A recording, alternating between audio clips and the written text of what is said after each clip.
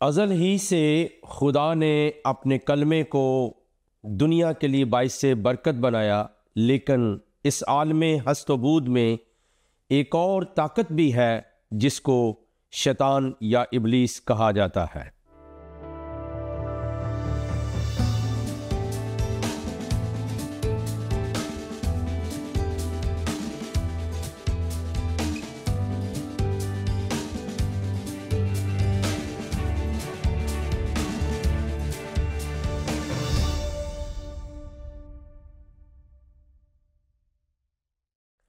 Programme دوستی کا ہاتھ بھائی صدیق کے ساتھ میں ہوں آپ کا میزبان پاسٹر صدیق پال۔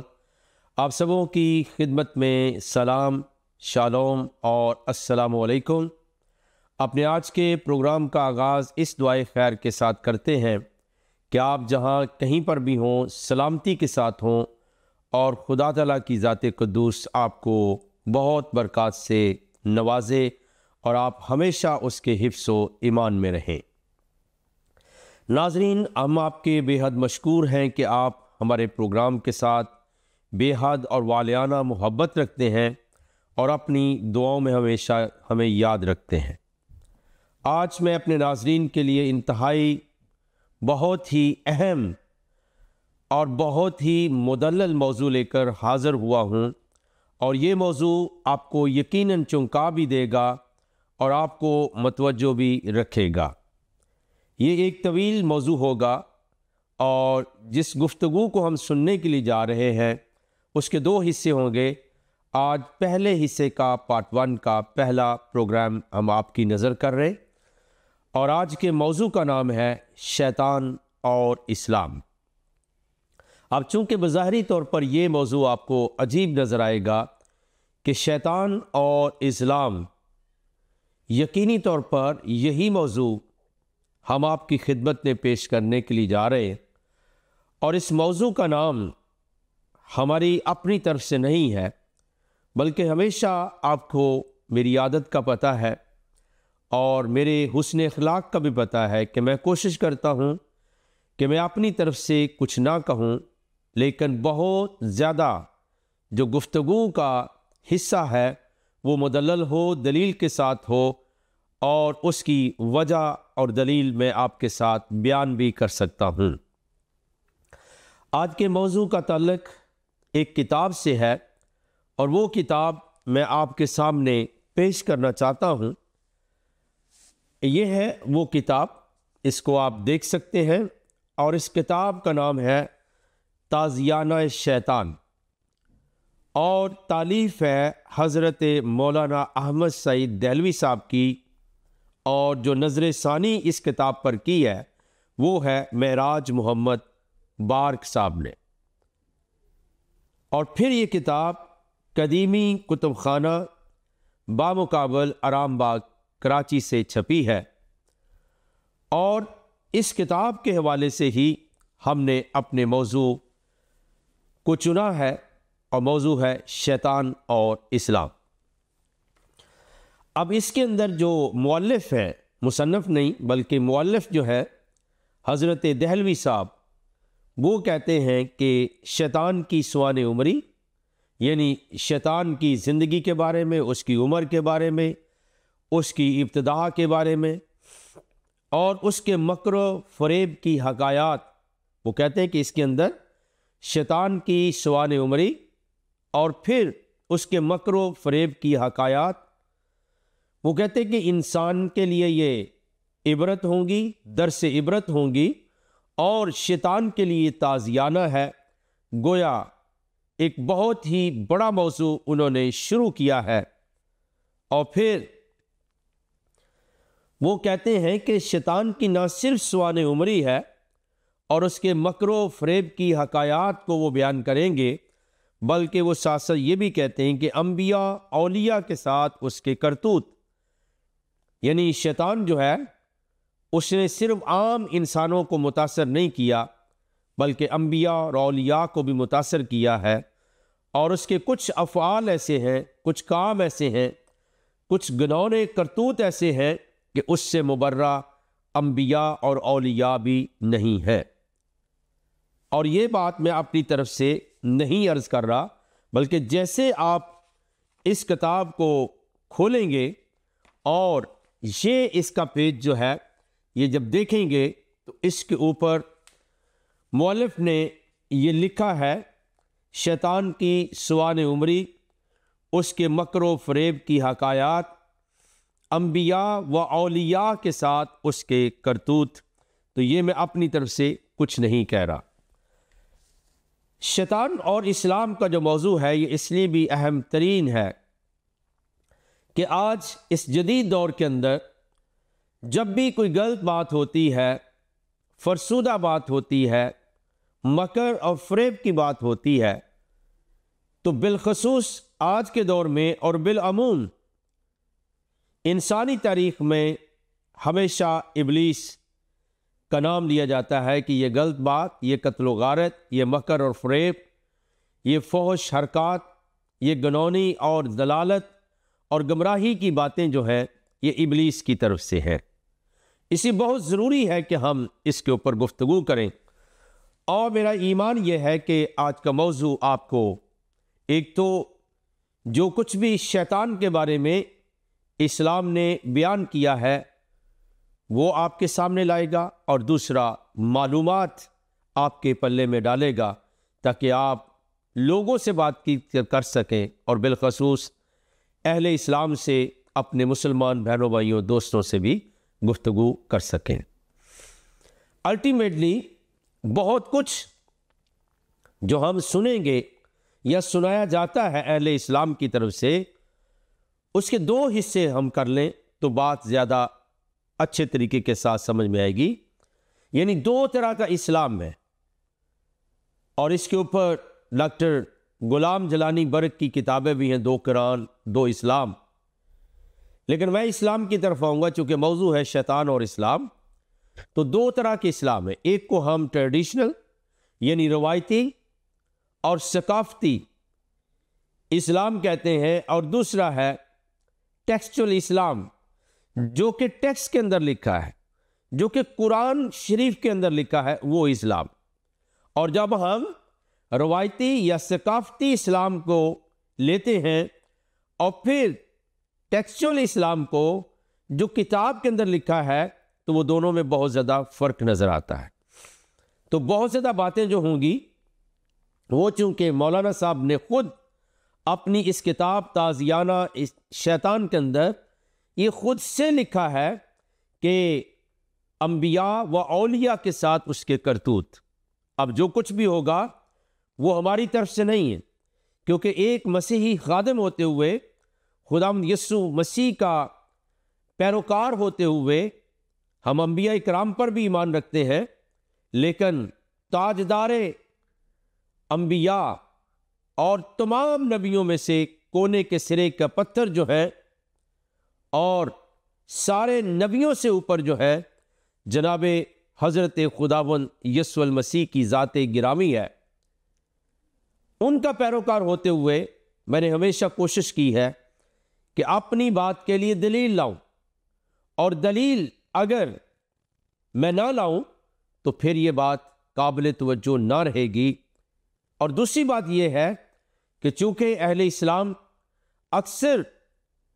نرم شکار کرتے ہیں مسیحیوں کو یا یسوع مسیح کے پیروکاروں کو، کرسچنز کو، تو چونکہ میں ان کا ایک پیروکار ہوں، ایک ادنا سا خادم اور غلام ہوں، تو میں نہیں چاہتا کہ میں اپنی طرف سے کوئی بات کہوں کہ وہ میرے لیے، ہمارے پروگرام کے لیے، یا دنیا میں بسنے والے اور بالخصوص حساس اور نازک اور مذہبی طور پر بہت ہی جو سخت ترین ممالک ہیں ان کے اندر مسیحیوں کا شکار کیا جائے۔ اس لیے جتنی باتیں ہوں گی آپ یہ کتاب لے سکتے ہیں، منگوا سکتے ہیں یا پڑھ بھی سکتے ہیں، اور تمام کی تمام باتوں کی بنیاد یہ کتاب ہوگی، لیکن ہمارا ٹاپک رہے گا شیطان اور اسلام۔ اس کتاب کے اندر مؤلف نے یہ لکھا ہے کہ شیطان آدم اور اولاد آدم کا ازلی دشمن ہے، یا دوسری طرف سے یہ کہہ دیں کہ شیطان آدم علیہ السلام اور اولاد آدم کے درمیان میں ازل سے وہ لکھتے ہیں کہ دشمنی جاری و ساری ہے، اور کہتے ہیں ابلیس نے شروع میں ہی یہ کہہ دیا تھا کہ میں آدم اور اس کی اولاد کو گمراہ کر کے چھوڑوں گا. اور یہ جو الفاظ ہیں یہ بھی میرے اپنے نہیں ہیں، بلکہ اگر آپ اس کو پیج نمبر 3 پہ دیکھیں گے تو یہ خلاصہ آپ کو ملے گا، اور اس کے صرف چند الفاظ پڑھ کے سنا دیتا ہوں تاکہ آپ کو تسلی و تشفی حاصل رہے کہ میں اپنی طرف سے کچھ نہیں کہہ رہا. صفحہ نمبر 3 ہے، اور اس کے اوپر وہ لکھتے ہیں شیطان اور آدم و اولاد آدم کے مابین روز اول سے دشمنی جاری ہے. اور پھر اگلی بات ہے کہ ابلیس نے شروع دن سے یہ کہہ دیا تھا کہ میں آدم اور اس کی اولاد کو گمراہ کر کے چھوڑوں گا، اور یہ باتیں میں اپنی طرف سے نہیں کہہ رہا. آئیے ذرا قصہ آدم کو دیکھ لیتے ہیں قرآن شریف کی نظر سے، کہ اس نے کہا کہ میں جناب آدم کو اور پھر اولاد آدم کو گمراہ کر کے چھوڑوں گا. اس کے لیے ایک حوالہ آپ کی نظر کر رہا ہوں، اور یہ حوالہ اگر آپ عام طریقے سے پڑھیں گے تو آپ پڑھ کے آگے گزر جائیں گے، لیکن اگر اس پہ غور و خوض کریں گے تو بہت سارے نکات آپ کے سامنے آئیں گے. یہ حوالہ سورہ بقرہ، دوسری سورہ ہے قرآن شریف کی، اور اس کی چند آیات میں آپ کے سامنے رکھنا چاہتا ہوں. اس کی 34ویں آیت سے میں ترجمہ اور بیچ میں عربی ٹیکسٹ بھی آپ کے ساتھ شیئر کروں گا. یہاں پہ لکھا ہے، اور جب ہم نے فرشتوں کو حکم دیا کہ آدم کے آگے سجدہ کرو تو وہ سب سجدے میں گر پڑے، مگر شیطان نے انکار کیا اور غرور میں آ کر کافر بن گیا. یہاں پہ 2-3 الفاظ قابل توجہ ہوں گے. ایک آدم کا لفظ آدمی استعمال ہوا ہے، اور کئی موقعوں پر آپ نے مسلم اسکالر سے سنا ہے کہ پورا قرآن خالصتاً عربی زبان کے اندر ہے. حالانکہ آدم کا جو لفظ ہے یہ ہیبرو زبان کا، عبرانی زبان کا ہے، اور اس کے اندر جو ابلیس کے لیے یعنی شیطان کے لیے جو لفظ استعمال ہوا ہے وہ ہے ابلیس، اللہ ابلیس. اور پھر آگے لکھا ہے ابا واستکبر وکان من الکافرین، اس نے تکبر کیا اور وہ کافروں میں سے ہو گیا. اور ہم نے کہا اے آدم تم اور تمہاری بیوی بہشت میں رہو اور جہاں سے چاہو بے روک ٹوک کھاؤ، لیکن اس درخت کے پاس نہ جانا، نہیں تو ظالموں میں سے داخل ہو جاؤ گے. اب ابلیس کے انکار کے بعد اس نے سجدہ نہیں کیا تو آدم کو کہا گیا کہ اپنی بیوی کے ساتھ رہو، لیکن یہاں پر لفظ جو ہے وہ آدم تو استعمال ہوا ہے لیکن آدم کی بیوی کا نام نہیں ہے. اور یہ بھی یاد رہے کہ پورے قرآن شریف میں اگرچہ اہل اسلام اور اس کے اسکالر اور علماء بظاہری طور پر عورت کے مقام کا چرچا کرتے نظر آتے ہیں، اور ویسٹ میں اور ایسٹ میں جہاں بھی ان کا بحث چلے وہ ڈسیپشن کریٹ کرتے ہیں کہ جو مقام عورت کو، خاتون کو اسلام اور قرآن نے دیا ہے وہ کسی مذہب نے نہیں دیا. اور آپ یہ عمومی طور پہ یہ جملہ ان سے سن سکتے ہیں، لیکن آج اپنے ناظرین کے لیے عرض کر دوں کہ پورے قرآن شریف میں پورے قرآن شریف کی بات کر رہا ہوں، الحمد سے لے کر والناس تک پورے قرآن شریف میں جناب حضرت حوا پہلی خاتون، اماں حوا تمام دنیا انسانوں کی ماں، اس کا نام کے ساتھ تذکرہ ہی پورے قرآن شریف میں موجود نہیں ہے، یعنی نام لے کر ان کا تذکرہ نہیں کیا گیا ہے. اور پھر یہاں لکھا ہے کہ ان دونوں کو کہا گیا کہ تم جہاں سے چاہو بہشت میں رہو اور بلا روک ٹوک کھاؤ پیو، اور لیکن اس درخت کے پاس نہ جانا، شجر کا لفظ استعمال ہوا ہے. اور اگر جاؤ گے تو کیا ہوگا؟ فَتَكُونَ مِنَ الظَّالِمِينَ، تم ظالمین میں سے ہو جاؤ گے، ظالم لوگ. اور ظالم عدل کیا الٹ ہے، یعنی عدل کا مطلب ہے جو چیز یہاں پر ہے وہاں پر رہے محل وقوع کے مطابق، اور ظلم کا مطلب ہے کہ اس چیز کے محل وقوع کو بدل دینا. گویا یہاں سے مراد یہ ہے کہ اگر تم نے اس درخت کو چھو لیا جو اس کے پاس گئے تو گویا خدا کے حکم کو توڑ دو گے اور اس کو اس کے مقام سے ہٹا دو گے، تم ظالموں میں سے ہو جاؤ گے۔ پھر شیطان نے دونوں کو پھسلا دیا، یہ لکھا ہوا ہے، اور آگے لکھا ہے کہ پھسلانے کے بعد جس میں عیش و نشاط سے وہ رہ رہے تھے ان کو نکلوا دیا، یعنی شیطان نے ان کو گمراہ کر دیا، اور پھر جہاں پہ وہ اچھی خاصی زندگی گزار رہے تھے وہاں سے نکلوا دیا۔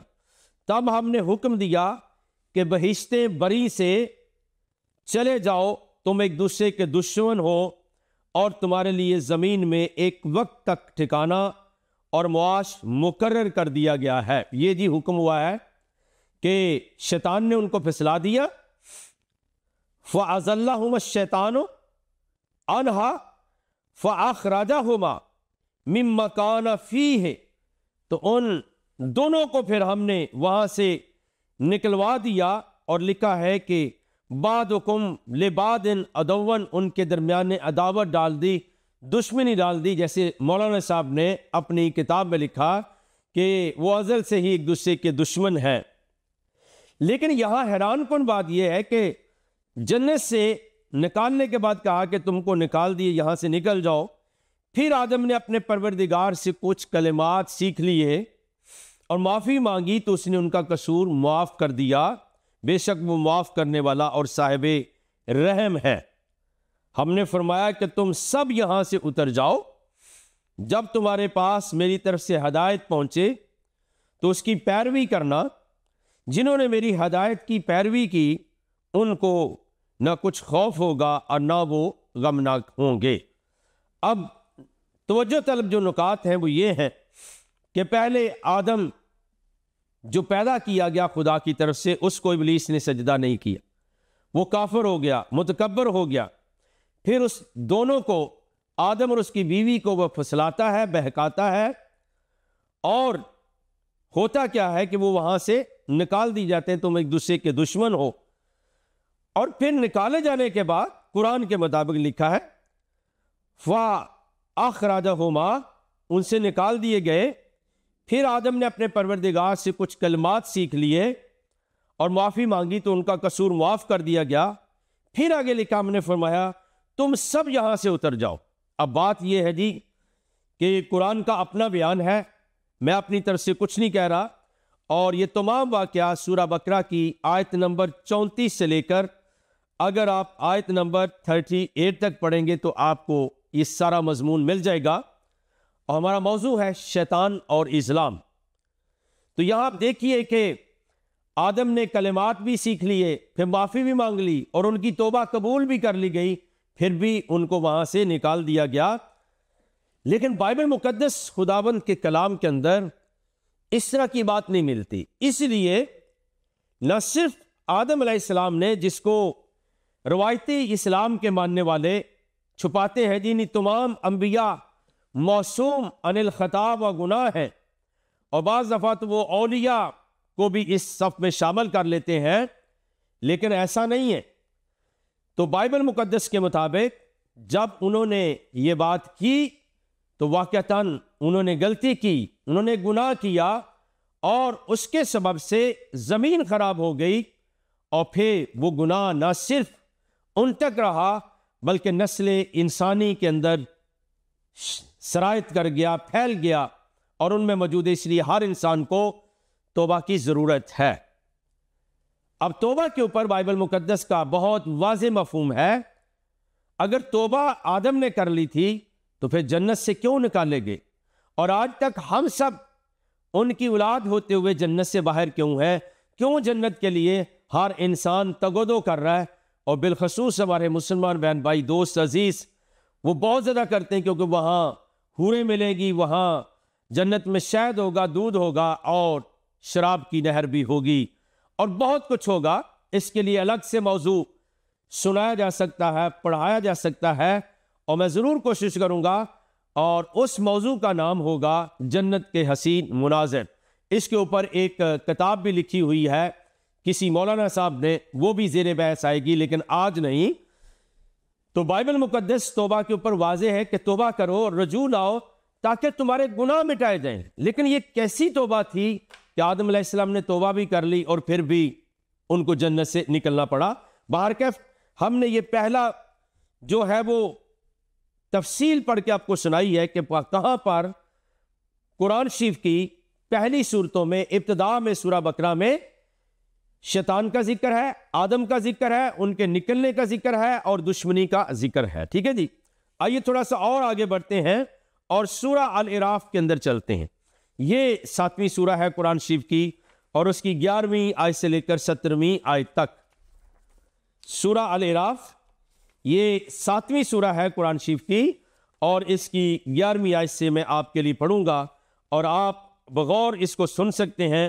اور پھر دوسروں کے ساتھ شیئر کر سکتے ہیں۔ یہاں پہ لکھا ہے، میں 10ویں آیت سے پڑھ دیتا ہوں، اور ہم ہی نے زمین میں تمہارا ٹھکانہ بنایا اور اس میں تمہارے لیے سمانے معیشت پیدا کیے، مگر تم کم ہی شکر کرتے ہو،